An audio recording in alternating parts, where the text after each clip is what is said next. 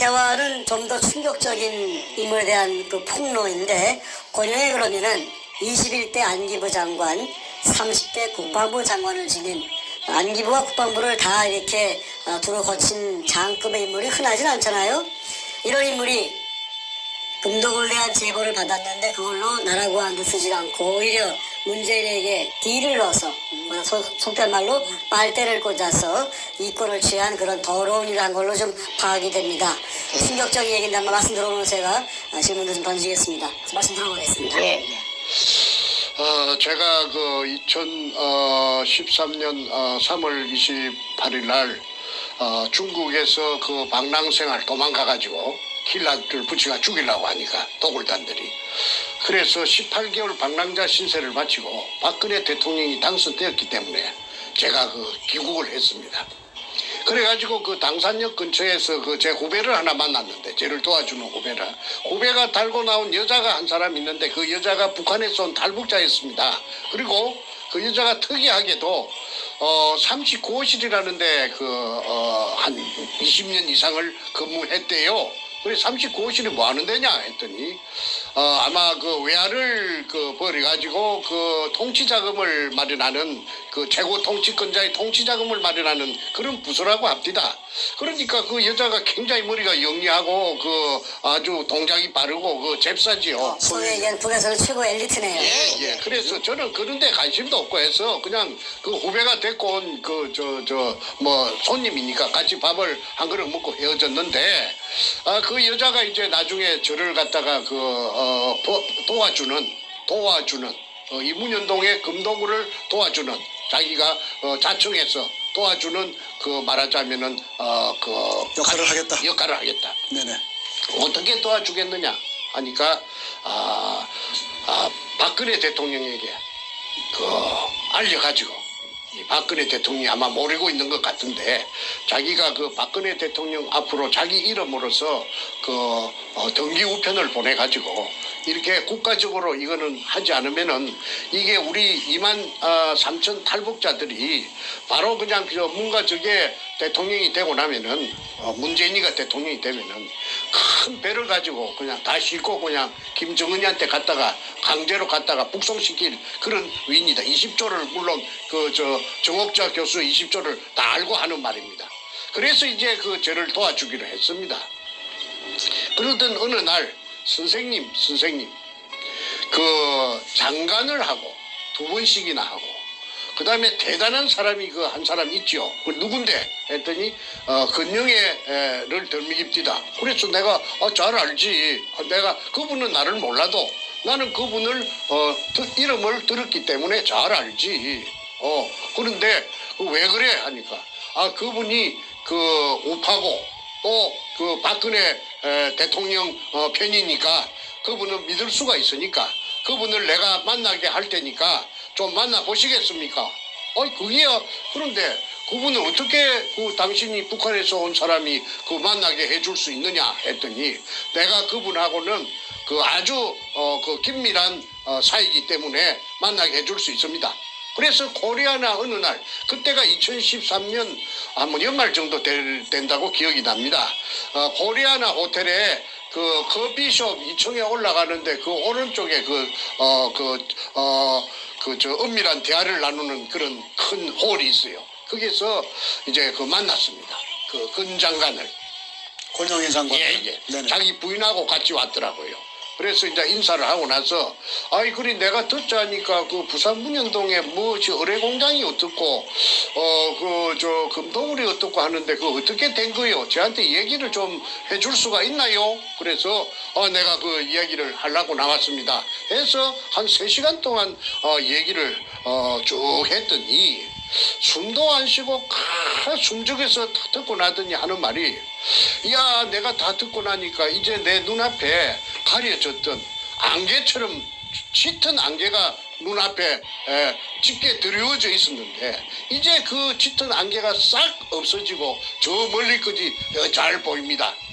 정 작가의 이야기를 들으니까 이제 모든 것이 전부 다 이해가 됩니다. 그 모든 것이 무엇입니까? 했더니, 내가 21대 국정 안기부 장관을 하고 그다음에 내가 30대 국방부 장관을 했는데 했는데. 안기부장이 장관입니다. 안기부장을 하고. 예, 안기부장. 30대 국방부 장관을 해서 내가 정보가 대한민국 안에서는 비교적 몇 손가락 안에 들어갈 정도로 내가 워낙에 잘 아는 사람인데 요 최근에 근래에 들어서 이상한 이야기들이 많이 들었다. 서너 사람으로부터서.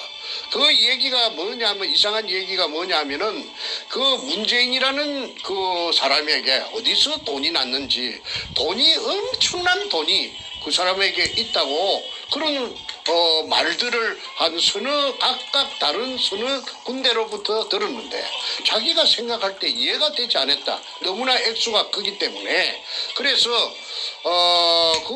어떻게 이상하다. 그게 무슨 말일까. 항상 가슴에 좀 나등이 매단 것처럼 그걸 하두가 돼갖고 곱씹고 했는데 확인해 볼 길도 없고, 야, 그게 뭔가 하다가 오늘 이제 정작가를 만나가지고 얘기를 전모를 다 듣고 나니까 이제 그래서 그 안개가 싹 없어지고 저 멀리까지 보이는데 이해가 됐다 이 말이지. 그러면서 하는 말이 이제 자기 소개를 하더라고. 내가 육군사관학교 내 기억입니다. 17회라 하더라고. 17회. 그리고 나이는 1937년생이라 하더라고. 고향은 경주 사람이고 중학교를 은양중학교 경남 울산 옆에 은양중학을 나왔다 하더라고. 그리고 자기 아버지가 그 중학교 선생님을 하셨대요. 그 교육자의 자제인데 그래 이제 고등학교를 시골에서 졸업하고 그다음에 육군사관학교 17기로 입고해서 육군 중장 3스타 때 그다음에 국방부 차관이 되었고 발타 김영삼이 들어서자 그다음에 국방부 차관에서 승진해가지고 국방부 장관 그다음에 또 안기부장 이렇게 됐는데 자기가 국방부 장관 할 때는 자기 말입니다. 국방부 장관 할 때는 항장엽이라는 그런 북한의 거물을 자기가 안기부장 할 때 그렇다 하다. 항장엽치를 자기가 작업을 해가지고 그걸 한국에 데리고 왔고 그다음에 국방부 장관 할 때는 하나회를 척결하는 김영삼이의 지시에 따라서 하나회를 싹 없앴다 하대. 그걸 내한테 훈장처럼 말하더라고. 그래서 아이고 대단합니다 했더니 자기가 그 국방부 장관을 할 적에 법무부 장관이 있었는데 법무부 장관이 청와대에 김영삼 시절에 김기춘이라는 거제 사람이 법무부 장관을 했는데 같은 경상도가 돼서 자기하고는 나이는 자기가 좀 많다고 하더라고. 2-3살 많다고 하더라고. 참 친하게 지내서 그 농담도 하고 아주 가깝다고. 그러니까 그때 김기춘 씨가 말하자면은 그 비서실장을 하고 있었습니다. 박근혜 정권에 청와대 비서실장을 하고 있습니다.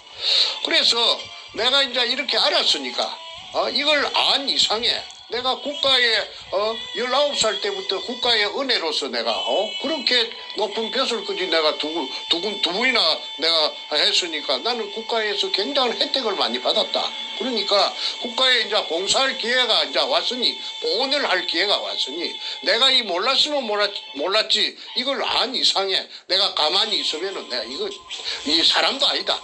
그러니까 내가 내 늙은 내 모가지를 국가에서 필요하다 하면 내가 모가지도 내가 내놓을 수가 있는 그런 각오가 돼가 있는데 이걸 내가 알았는데 이 어마어마한 이 커넥션을 내가 안 푼다면은 내가 이 국가에 보존할 길이 없다. 그러니까 나를 믿어주겠소? 하고 묻더라고. 그래. 어떻게 믿어달라는 말입니까? 하니까 내가 언제까지라고는 내가 장담은 못하겠지만은 내가 어째도 이 일을 꼭 해결할 테니까 나를 믿고 내하고 같이 이 문현동 의뢰공장의 진실을 해결하는데 내한테 그 일을 맡겨주기를 바라요. 그거 참 내로서는 물어보나 마나 딱이지 딱. 그리고 든든하기 짝이 없는데 그 장관을 2번씩이나 한 사람을 내가 국민학교 내가 선생 출신이 말이야. 만났으니까 그런 분이 자청해서 자기가 해결해 준다니까나 내가 그냥 항공무지로 소이다 이리 되는 겁니다. 그런데 하나 조금 떨떠름한 조금 깨름직한 마음은 있었어요. 그게 뭐냐 하면은 내가 80년도에 부산에서 선생을 할 적에 초등학교 선생을 할 적에 신문을 본 사회면을 본 기억이 떠올랐습니다. 뭐냐 하면은 아마 그분이 독직 사건으로 뇌물을 받았다고 해서 독직 사건으로 검찰에 불려가서 수사를 받다가 그 화장실의 변기를 깨가지고 그 변기가 독인데 독이 아닙니까 독이 여물지요. 이걸 독기다시 바닥에다가 던져갖고 깼던 어쨌든 뚜껑을 깨가지고 그 뾰족뾰족한 날카로운 걸 가지고 날카로운 그 뾰족한 그걸 가지고 배를 그었다는 사실입니다. 그러면은 그래가지고 이제 병원에 실려가고 소동이 났다는 것을 제가 신문 기사를 통해서 알았습니다. 그때는 느낀 소감이 기억이 났는데, 아니 그거 쑤시려고 하면은 팍 쑤시갖고 창자가 좀 티 나오도록 저 외놈들 그치 할복을 하려면은 그래가지고 그 창자가 티 나오고 뭐 죽든지 살든지 그냥 그래 하지. 그 껍데기만 표피만 피하만 살짝 금이 가갖고 긁어가지고 피가 나왔다 하는 그걸 나는 일컬어서 내가 혼자 말로 그 당시에 중얼거리고로 아이고 아야 사건이네. 아야 긁으니까 껍데기만 뺏기지니까 아야 아프지 아야지 그걸라 하면 푹 좀 쑤시었던지 내가 그 생각한 게 떠올라서 그걸 좀 깨끗했습니다. 그 쇼라고 나는 그 당시에 내가 그 쇼라고 생각했거든요. 권영이라는 사람의 인격이 뭔가 쇼맨십이 있는. 아니 그래서 아니야 그게 또 딱 떠오르더라고. 그래서 야 저 사람 믿어도 되나 싶거든. 어쨌든 간에 내가 뭐 지푸라기 잡는 심정이니까 그래서 그러면 이제 다음 날 또 만나자. 또 며칠 동안 연거푸 만났어요. 만나서 내한테 세 가지를 주문하더라고. 세 가지를. 조건을 건다. 조건을, 옵션을 세 가지를 걸더라고. 뭐냐면 하나는 첫째 교회에 나오라. 교회는 어느 교회냐 하면은 용산 우체국 뒤에 있는 그 국방부 후문에 있는 국군중앙교회에 자기가 장로인데 그게 나오는 조건이다. 주일마다 주일에는 마차 나오나 한 번도 빠지면 안 된다. 그리고 11시부터서 예배가 시작되는 그 예배에 이제 나오라. 교회를 왜 나오라는 거예요? 나오라 하는 것은 조건은 그래 왜 교회에 셌는데 교회가 제가 일산서부터 그까지 먼 길을 와야 됩니까? 내가 물었더니 그게 나와야 일주일마다 정보를 서로가 진행된 사항에 대해서 정보를 교환할 것이 아니냐. 그 말이 맞지요. 정기적으로 접촉을 하자. 그렇죠. 교회에서. 그렇죠. 네네네. 그래서 그거는 내가 거부할 마음이 없죠. 그건 더 고맙지요. 그래서 내가 나가기로 지키기로 했고 두 번째는 뭐냐 하면은 이 사건 자체가 대한민국을 죽이고 살리고 하는 사건이 될 것 같은데 자기가 퍼뜩 생각해 볼 적에 이 대한민국을 이걸 갖다 잘못하면 죽이는데 대한민국을 죽으면 안 되니까 살려야 되니까 자기가 이 일에 전력 투구를 해야 되는데 만약에 이 시간 이후에 딴 데 또 발설을 해가지고 2중 3중으로 발설을 해가지고 그물을 친다면은 그 말이 돌아서 자기 귀에 들어오면은 자기는 그 즉시 손을 뗄 것이다. 아무리 뭐 좋은 해결책이 있어도 딱 손을 뗄 테니까 절대 딴 데 그물 치지 말아라. 자기하고만 자기하고만 독점적으로 대화해라. 독점적으로 자, 거기까지가 두 번째 조건이었고 세 번째 조건은 뭐였나요? 세 번째는 6월입니다. 6월. 절대 금 이야기는 어떤 경우에도 그 말은 골드란 말은 입 밖에도 내지 말아라.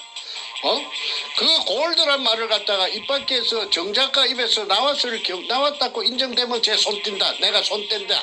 그러면 어떻게 해야 됩니까? 하니까 금 이야기는 하지 말고 6월 이야기만 해라. 6월 이야기만 해라. 그 이유는 묻지를 마라.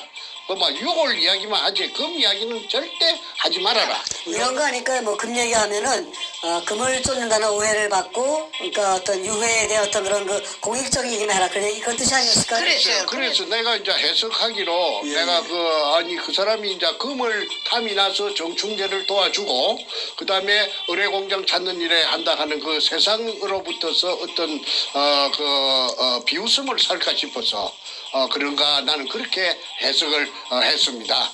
금 이야기는 하지만 그거는 또 어찌 보면 당연하다고 할 수가 있죠. 예, 이해했습니다. 한 번도 안 나왔으니까 한국 사회에서 금이 나온 적이 없거든. 그래서 그 세 가지는 어려운 것도 아니고 제가 그렇게 지키겠습니다. 그래서 약속을 하고 해가 바뀌었습니다. 2014년이 되고 15년까지 2년 동안에 그래도 열심히 나가고 제가 약속을 잘 그러니까 결론은 뭐냐면 권영의 본인하고만 얘기하고 절대로 함구하고 딴 데 가서 말도 입도 뻥긋하지 말아라. 예, 예. 그리고 2년 동안 자기하고만 교류해라. 예, 그거 예. 아니었습니까? 예, 예. 자기가 해결하겠다. 그래서 해결했습니까? 헌정 아니 씨가? 그 해결은 자꾸 이제 해결은 내가 또 맡기는 거 뭐 챙기는 것도 아니었고 어찌 됐습니까 물어볼 수가 없지. 그래서 인내심 가지고 그냥 기다리셨네요. 기다리지요. 그러니까 기다리는데 이거 뭐 오늘은 무슨 좋은 소식을 줄라나 내일은 좋은 소식을 줄라나 하는데 그 사람이 그 신뢰가 안 가는 부분이 좀 있더라고. 뭐냐 하면은 이 양반이 또 내를 갖다가 부산에 가서 향군 회장 호남이를 만나라. 그 다음에 또 뭐 저 성수동에 가서 향군 회관에 가서 영광급 장교 연합회 뭐 누구를 만나서 뭘 해라 하는데 그 가면은 그 사람들이 좀 그 건장관이 시킨 그 말을 하면은 좀 시덥지 않게 좀 별로 신통치 않게 별로 그래서 이거 내가 한 서너 번 땡기다 보니까 내가 또 놀림방으로 말이지 시간 끌대오로 땡기는 것 같지 나를 뺑뺑이를 돌리는 거 훈련시키는 것 같지 그런 기분이 들더라고. 그래서 이거 무엇이 이게 옳은 일인가 나쁜 굳은 일인가. 내가 부산까지도 갈 때 내가 무슨 어디 월급 받는 사람도 아니고 내가 어디 뭐 연금이 나오는 사람도 아니고 전부 생돈을 가지고 땡기려고 한 게 죽을 지경인데 어이 동쪽으로 가라 서쪽으로 가라 하고 또 심지어는 한 번씩 내를 불러내는데 그 남산 케이블카 밑에 건국회라는 데가 있어요. 빗석이 있어요. 그 건국회에 총회 하면 내를 꼭 나오라고 그래요. 그러면 내가 그 사무실이 있는가 싶어 찾아갔더니 케이블카 밑에 도로 옆에 갈비탕집에서 그래서 갈비탕집에서 2층에서 세를 내갖고 한 5, 60명 모이는데 사무실도 건국회 사무실도 없어요. 건국회 회장이라요. 그 양반 누가? 그 근영애가 예. 근 장관께서. 그런데 이 밑에 오는 사람들이 그 회원들이 그 주로 군인들인데 예비역 군인들인데 이 사람들이 근 장관이 없을 적에 뭐 불평불만을 하는데 뭐라고 하느냐 하면은 별명이 근상사라 하더라고. 근상사. 권영의 장관을 대해서 장관을 근상사가 뭐 오늘은 뭐 웃자고 저짜고 사더라고. 그래 근상사를 누구를 보고 근상사라고 하요 함께. 근영의 그 장관의 별명이 근상사라고. 근상사 아니요. 그래 상사라 하면은 그 장교하고 소위하고 그 병장하고 사이에 저 내부반에 가면 중대 스님하사 그런 그 특무상사 위에 작대기 밑에 4개에다가 권상사라 부르는 이유가 있겠네요. 왜 그래 그렇게 근상사 부릅니까? 왜 근상사라고 그 계급을 몇 계급을 강등시켜 갖고 근상사가 뭐요 예, 예. 했더니 예. 좁쌀 영감이라고 이게 막 시시콜콜하게 막 오만 것 때만 거 다 챙기고 다 그거 하고 그다음에 그 인색하기로 말하자면 구두쇠이기로 이로 말할 수가 없다 이거야. 그러니까 권영애 씨가 없을 때 흉을 그렇게 받고 그래서 내가 근상사라 하는 그걸 내가 글을 쓰는 사람인데 충분히 내가 그 근상사 왜 근상사라 하는지 내가 어필할 수가 있죠. 그래서 내가 하나 회의감이 드는 것이 근상사라 하는 별명으로 자기네들 군대 후배들이 놀리는 그런 별명을 지을 정도 되면은 저 사람이 어떻게 이렇게 큰 이런 어마어마한 이런 일을 해결을 과연 해낼까 하는 그런 의구심이 들었어요. 그런데 아니나 다를까 그 김기춘 그 양반을 만났다 하는 그런 명쾌한 이야기도 안 하고 청와대에 자기는 마음대로 출입할 수 있다고 해놓고는 들어가서 박근혜 대통령하고 만났다는 얘기도 없고 내가 물어봐도 뭐 조금 더 기다리라 뭐 이런 식으로 조금 귀찮은 그런 기색도 보이고 아니 박근혜 대통령한테 청와대 들어가서 그냥 같이 독대해가지고 그냥 얘기해버리면 되는 것인데 그걸 무슨 또 거의 뭐 결혼식 날 잡는 것 같이 이리 하니까 사람이 그냥 한장을 하겠더라고. 그러던 차에 한 번은 내를 보고 현장에 오늘은 한번 내일은 현장에 한번 가봅시다. 부산의 현장에 어떻게 갑니까 하니까 자신의 그 동기생 친구 중에 64, 17기 중에 경남 진해 출신의 1사단장 하던 김아무개 소장이 있는데 그 양반이 1사단장 할 적에 남친 땅굴에 대해서 통달로 해가지고 땅굴 찾는데 그래갖고 이제 새꼬쟁이 2개를 가지고 이 다우징이라 하나 그걸 갖고 왔는데 백발백중이라 이거야. 땅 밑에 그 탐사하는 거. 탐사하는 거. 새꼬쟁이 2개 갖고 하는 거. 다우징이라고 그러죠. 다우징 그거 막 백발백중으로 찾아낸다 이거야. 그 전문가다. 그리고 그 속에 무슨 금 같은 거 그런 금속이 있어도 다 그 반응을 다 체크할 수가 있으니까 자기 그 건장관께서는 자기 친구 그 아무개 소장님을 김 소장님을 초청할 것이고 그 다음에 내도 또 한 사람을 정작가도 한 사람을 금을 찾고 그 다음에 구례를 찾을 수 있는 그런 사람이 있으면 한 사람 대라고 해서 그리고 나는 이제 그 강원도 원주에 그 윤아무개라고 필리핀에서 금 찾아서 인생을 바친 금 찾아다니면서 인생을 바친 윤아무개라고 내하고 나이 같은 사람이 있어요. 내하고 친구가 됐는데 그래서 윤아무개를 갖다가 이제 불러 올렸습니다. 그래서 이 윤아무개는 그 이전에 저 한국은행 지하 금고에 금이 얼마나 있는지 그 미션을 줘가지고 그 체크를 한번 그 측정을 한번 한 적이 있었는데 그 서울에 대해서는 그 사람이 청춘을 갖다가 필리핀에 25년 동안 돌아다녔으니까 서울 소공동 근처는 잘 모릅니다. 그런데 한 30분 만에 찾아내더라고.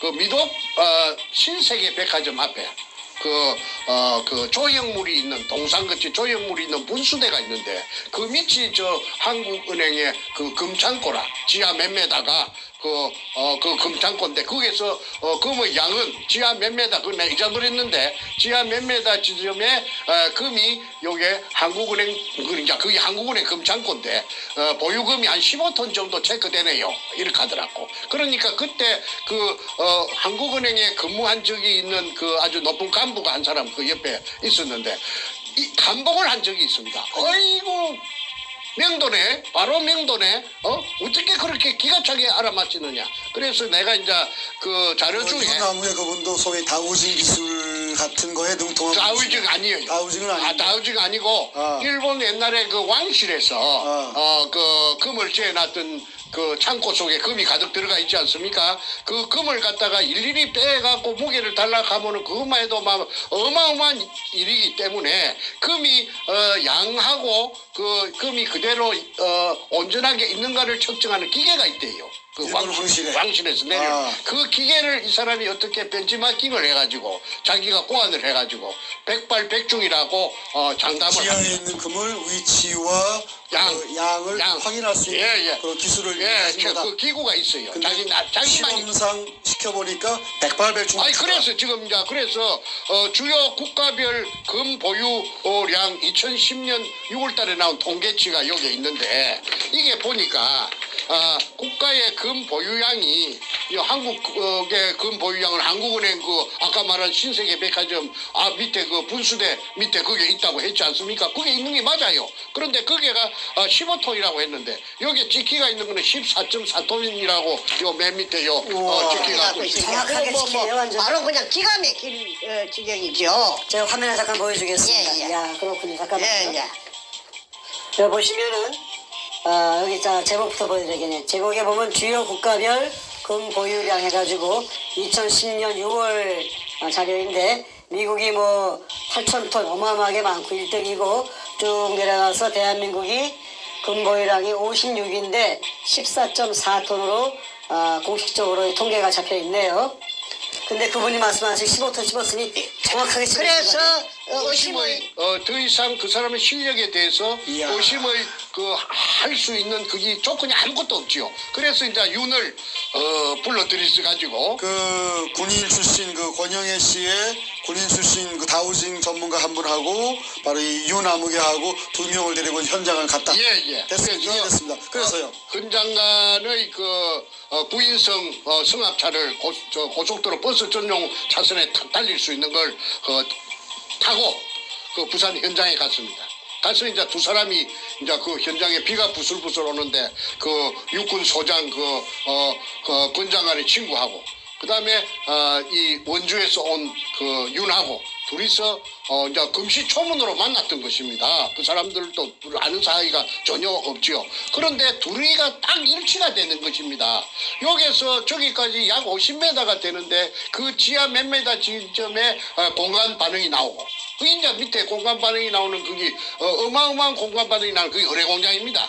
그리 이제 그 동네 일대를 쏘다니다가 이제 특기 사항이 이제 두 사람이 다 공간 반응이 일치가 되는데 그 옹벽 위쪽에 산동네에 그렇게 말하자면 내가 구멍 뚫은 그 산 위에 그 근처에 1174번지입니다. 1174번지입니다. 박상조라는 그 사람의 집이 약 40평이 있었어요. 그 집 밑에서 금 반응을 300톤을 체크했습니다. 300톤. 300톤. 100톤, 300톤을 체크를 누가 했느냐? 두 사람 다 똑같이. 두 명 다 똑같이 300톤이라고. 예. 이야. 그래서 그 밑에 그런데 이거 희한한 말은 그 구멍을 뚫는 시추 기계를 전공하는 그 기계를 오링하는 기계를 동원해서 이게 내가 자기가 파악하는 그 위치에다 구멍을 뚫으면은 금을 이렇게 찍었어. 금 무더기에 바로 그 기계가 좁히단기 들어가서 찍었어. 그 금가루가 묻어 올라온다 카대.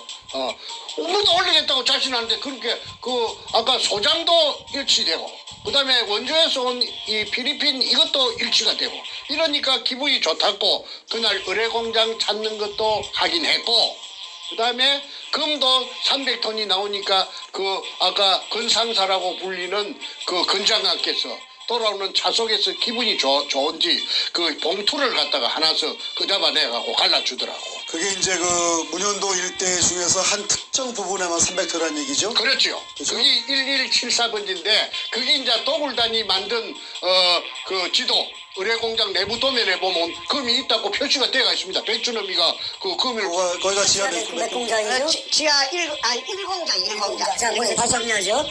대한민국 국가가 보유한 금이 아까 얘기한 14.몇 톤이고 14.4톤. 이 끝에 15톤이 맥시멈인데 문현도 약 15톤이라고 했죠. 그렇죠. 문현도 일대 중에서도 거기 특정 주소지 밑에 있는 것만 300톤이 있다고 두 명의 서로 모르는 각각의 전문가가 동시에 확인한 300톤이다. 예. 어마어마합니다. 자, 그다음 얘기가 그때까지 그게 그게 아마 아마 다 끄잡아낸 게 아니고 금이 양이 많으니까. 그렇죠.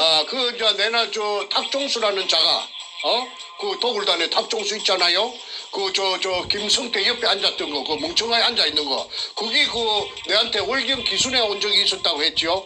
그럴 때 금이 다 끄잡아냈느냐 물어보니까 일부는 끄잡아내고 일부는 더 깊은 곳으로 들어갔다고 말했거든요. 그런데 더 깊은 곳이라 가면은 일단은 그게 있는 금을 안쪽으로 더 이었다는 것입니다. 그런데 백준영이 만든 의뢰공장 내부 도면에 보면은 그게가 금이 있었다는 표시가 되어 있기 때문에 그게 아마도 처음부터서 300톤은 애놈들이 그게 도망갈 때부터서 그게 있었던 것이 아닌가 그렇게 저는 추정하고 있습니다.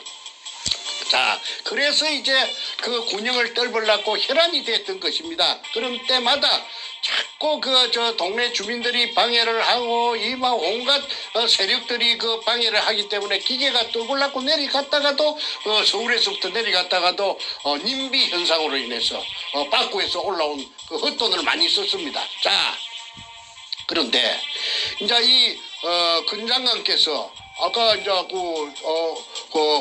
이제 입이 찢어질 듯이 해가지고 그 봉투를 하나씩 주는데 내가 올라와서 내가 찾아본 게 5만 원짜리 2개 들었대. 누구한테 봉투를 줘요? 아이 근장관이 얼마나 내가 그 봉투 주는 거 처음 봤어요. 그런데 10만 원 들었는데 그건 윤은 얼마 들었는 거 내가 물어보지 않았어요. 왜 그러냐 물어보면 내 자신이 너무나 그 비참할 것 같았어. 그 내가 자존심도 있고 해서 내가 그냥 입 닫고 말았는데 솔직히 말해서 그 어디 가자값도 아니고 말이지 5만 원짜리 2장을 갖다가 여주서 저 사람이 그러기 아주 작구나. 그런데 자기 집에 가보니까 자기 집이 내나 분당에 그 죽전에 있는 그 현대 아파트 앞에서 현대백화점 죽전에 죽전역 앞에 현대백화점 앞에서 마을버스를 타는데 LIG 아파트라고 기억이 됩니다. LIG 아파트 옆에 자이 아파트 80평에 살더라고.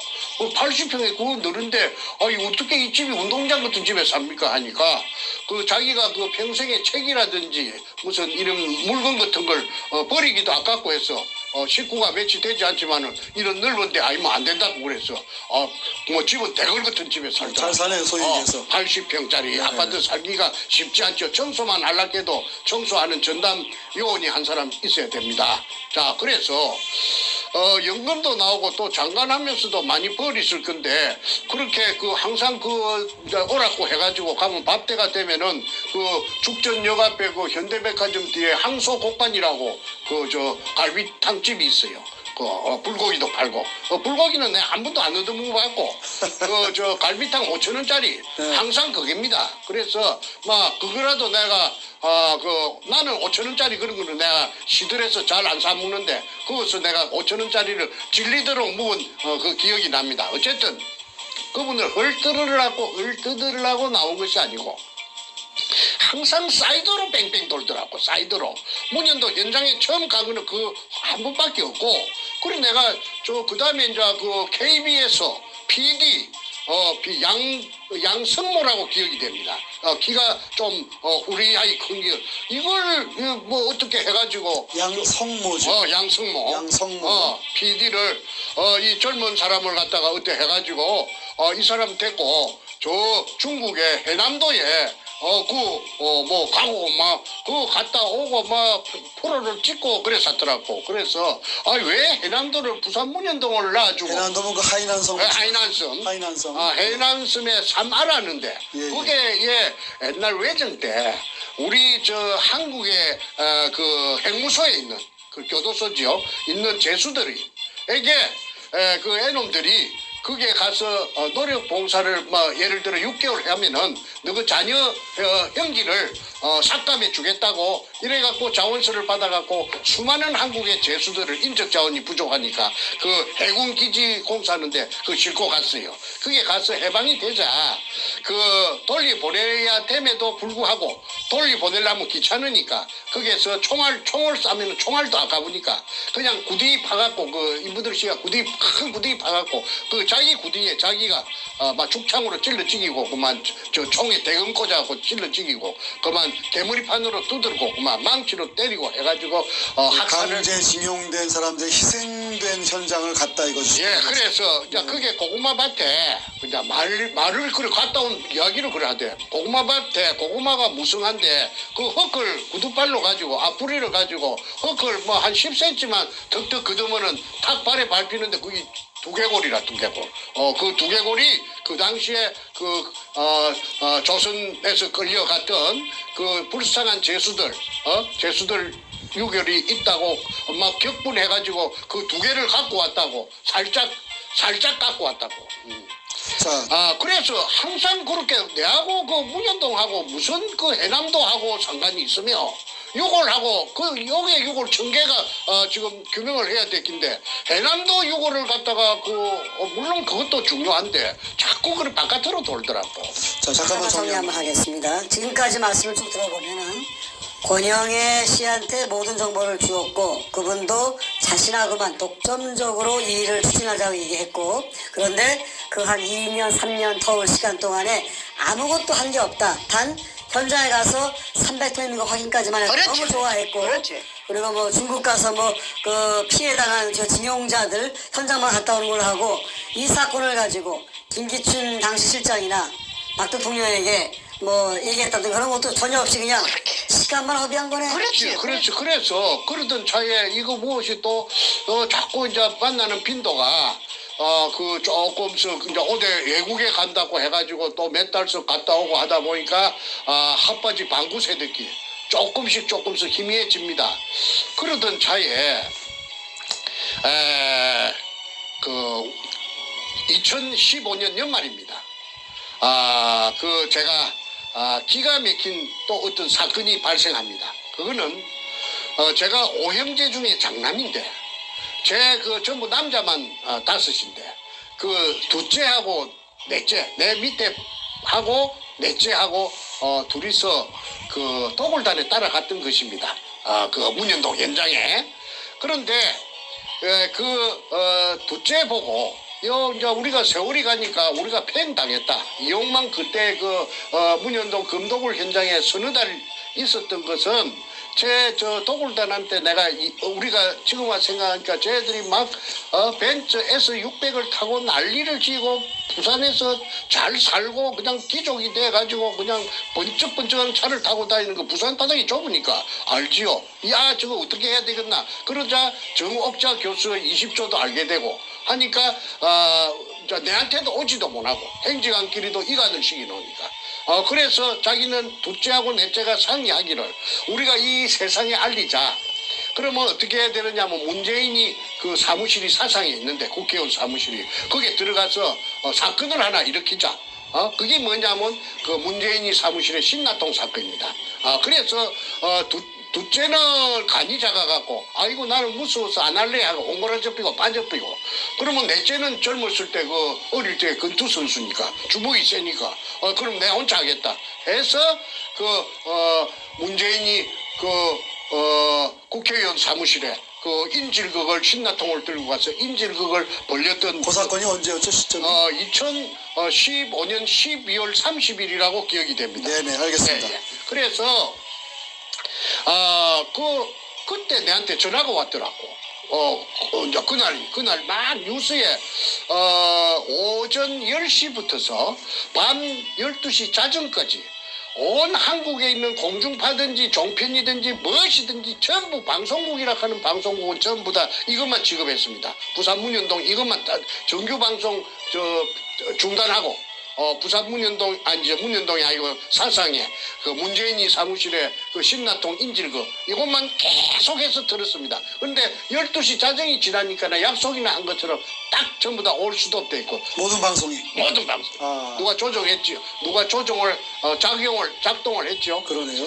그래서 이제 그래서 그나마 그래도 사건이 벌어진 10시부터서 자정까지 14시간 동안 도배를 하듯이 온 한국에 모욕을 하듯이 했기 때문에 세상이 그때 문현동 금도굴이 최초로 알려지게 된 것입니다. 알겠습니다. 사람들이 믿든지 말든지 그거는 뭐 안 믿든지 간에 최초로 알려진 겁니다. 자, 그때 내한테 뜻밖의 전화를 했더라고. 권 장관이. 정 작가 동생이 맞소? 내하고 좀 닮았는 모양이라. 그래서 네 맞습니다 하니까 그걸로서 건장한하고 저하고는 말하자면은 사연하라 종친 것입니다. 그 다음에 내가 전화 걸 이유도 없고 그 사람도 전화 안 오니까 끝난 거 아닙니까? 그런데 내 마음속에는 굉장히 괘씸하지요. 정보만 쏙 빼갖고 가서 말이야, 핫바지, 방구 새듣기 말이야. 그거 장난치는 것도 아니고, 그렇다고 내가 맡기는 거 달라 하는 식으로 서로가 계약이 있었던 것도 아니고, 내가 항의할 수도 없고, 그래서,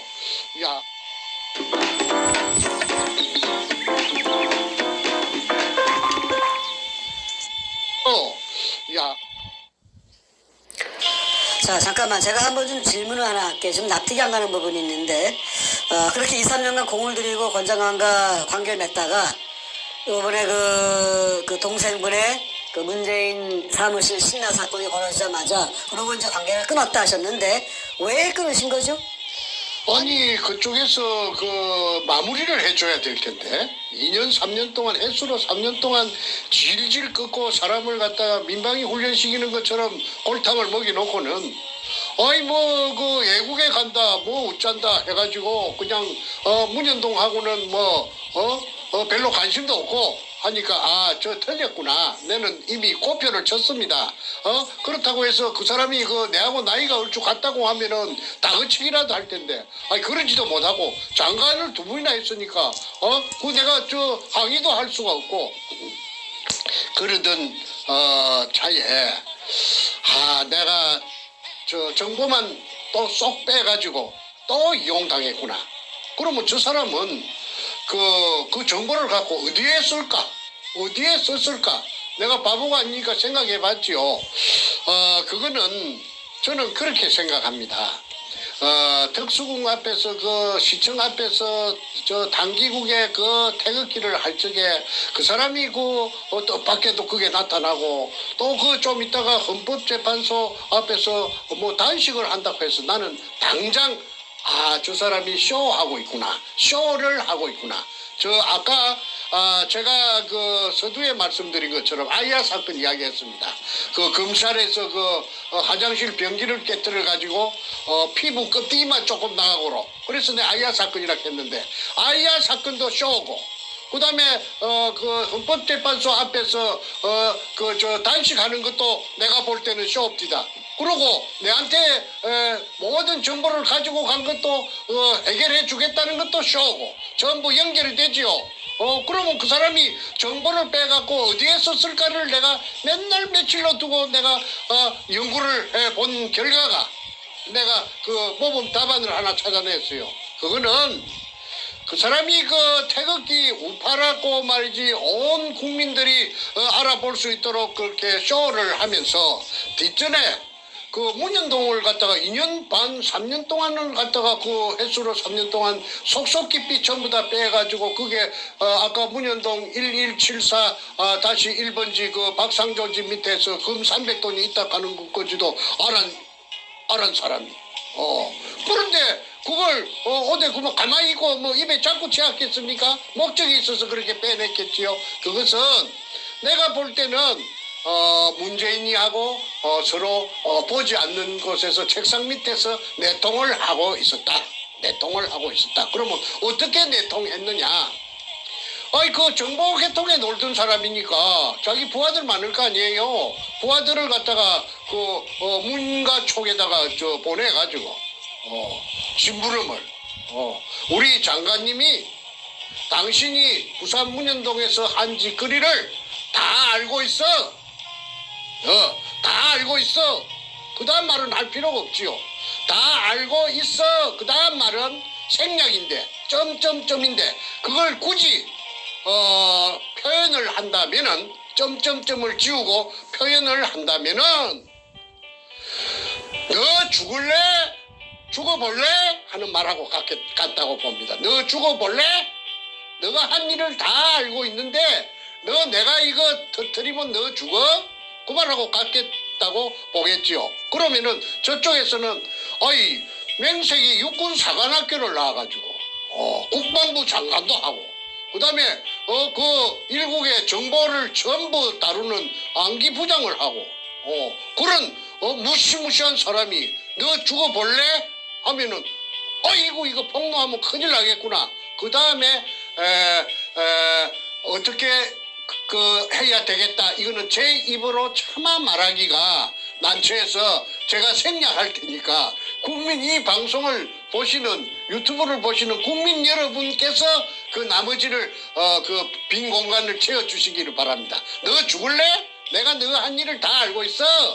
그 다음에는 그쪽에서 저 금도둑놈이 그 다음에 그 금도둑놈이 할 그 문재인이 그 청와대를 강제 찬탈해갖고 점거하고 있는 주식회사 금처리 주식회사 도굴금 처리 주식회사 대표이사 문재인이가 할 행동은 입을 막아야 될 거 아니에요. 입을 벌리겠다 하는데 죽이겠다 하는데 그럼 입을 뭘 갖고 막겠습니까? 떡을 갖다가 발라야 될 거 아니에요. 떡을 찹쌀떡을 하나 갖다가 입 안에 물리놔야 될 거 아닙니까? 그래서 그 찹쌀떡이 뭔가는 여러분들이 방송 들으시는 분들께서 국민이니까 판단하시고 그 다음에 제가 그 헌법재판소 앞에서 그 내가 전부 다 나를 찾아보시오. 내가 이 나이가 이리 노구해도 내가 국가와 민족을 이렇게 사랑하기 때문에 내가 이렇게 죽을 수도 있는 단식을 이렇게 하고 있지 않소. 그 쇼고. 그 다음에 그 문현동에 대해서 박사학위 논문을 쓸 정도로 전부 다 알맹이를 쏙 빼갖고 갔으면 그걸 갖다가 왜 태극기 집회 때 안 뜯어졌나 이 말이야.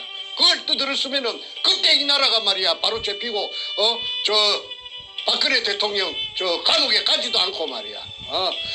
이 나라가 바로 뭔가 그때 정체가 드러났기 때문에 작살날 뻔니까 아니야 말이야. 그 다음에 그 청와대 주사파들이 정리하지도 못하고 전부 다 맞아 죽었을 거 아니냐 이 말이야. 그런데 그때 입 쳐닫고 말이야. 그 다음에 쇼만 하고 말이야. 그래서 내가 쇼라고 하는 거라. 쇼의 달인이라고 지난 6월 12일 날 2018년 6월 12일 날 미국에 오기 직전에 그 인천공항에서 시간이 좀 남았어. 그것을 안 풀어 찍었어요. 뭐라고 찍었느냐면 종교 깡패라고 찍었어요. 종교 깡패라고 근영에 그 다음에 또 하나 더 있어요. 경실련 만든 그 진짜 야가 빠진 깡패 있지요. 그 인상도 고약한 서경석이라는 그자는 이 방송을 하니까 고작 내한테 항의한다는 것이 뻥이네 뻥이야 하고 SNS에다가 내가 방송한 것이 뻥이라고 그러대. 자 그런데 6월 15일 종교깡패라고 내가 근영회를 1차 내가 그 정체를 내가 폭로하니까 그 이후에 이 사람도 창피한 건 알았는지 그 이후에 공식 석상에 보이질 않는 거야. 그거는 뭘 의미하느냐. 그 자기의 가장 지부를 정충재가 어디 책을 쓰는 사람인데 무시무시한 책만 썼는데 그 내가 겁을 내겠어? 그러니까 이 분께서도 내가 지금도 늦지 않았으니까 지금이라도 자신이 내가 오해를 하고 있다면은 공식적인 그 매체에 나타나서 유튜브도 좋다고 나타나서 그 문현동 그때 취득한 정보를 내가 그 문가한테 공갈로 쳐서 좀 빼먹었다. 국민 앞에 석고 대제하기를 내가 간절히 바라고 그 다음에 나는 가짜 태극기였다. 공개를 하는 것이 위장한 가짜 태극기였다. 그리고 반문연대고 나는 글로벌리스트다. 한국의 국정원장들은 거의 다 글로벌리스트라 하대. 이걸로서 오늘 방송은 제가 할 말은 다 했습니다. 나머지는 세월이 가면은 아까 찹쌀떡을 먹었는지 찹쌀모찌를 먹었는지 호떡을 먹었는지 나타날 겁니다. 오늘 메시지의 제목이 다시 한번 상기시켜드리면 금독을 정보로 문재인에게 빨대를 꽂은 권영애의 더러운 정체입니다. 제목에 모든 것이 다 담겨있고 지금 장씨가 말씀하시면서 모든 내용이 다 공개가 됐는데 우리가 알고 있는 권영애는 옛날 안기부장 권영애도 있고 국방부장 권영애도 있지만 가장 최근 2년 동안에는 탄기국의 권영애로 많이 알려져 있었고 아까 말씀하신 대로 탄기국 끝단에 마무리될 때쯤에 아주 명예롭게 퇴장하는 그런 신용을 하면서 소위 단식 쇼를 벌였습니다. 뭣도 모르고 아무 영문을 모르는 대부분의 태극기 국민들은 야 권영애 장군이 저렇게 애국자구나 라고 이제 오해를 하게끔 아주 멋들어진 연극을 한 사람인데 오늘 말씀 들어보니까 그 모든 것이 정말 쇼의 극치였습니다. 옛날에 우리 정선생님께서 조원진에게 이걸 제보했었었고 또 홍준표에게 리어의 의원 통해서 제보했지만 조원진도 홍준표도 입 딱 다물고 아무것도 안 했습니다. 자기 말로는 문재인 끌어내리고 대한민국 정상화시키는 보수 태극기에 앞장선 그 리더라고 그러면서 조원진도 홍준표도 입을 다물었습니다.